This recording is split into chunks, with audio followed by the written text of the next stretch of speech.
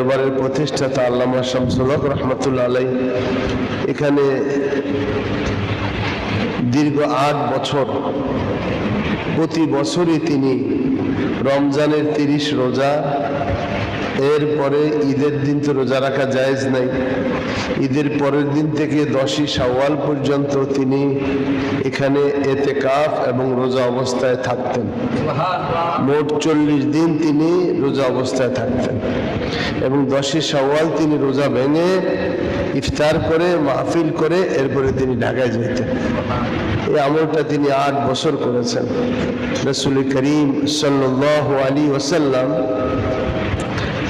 আব্বাজানের সাথে ওনার অনেকবার জিয়ারত নসিব হয়েছে, আলহামদুলিল্লাহ। এগুলি কোনো বাড়াবাড়ি কথা না, এগুলো মানুষ এখন শুনলে অনেকেই বিরূপ মন্তব্য করে। মানুষ বোঝেন আজকে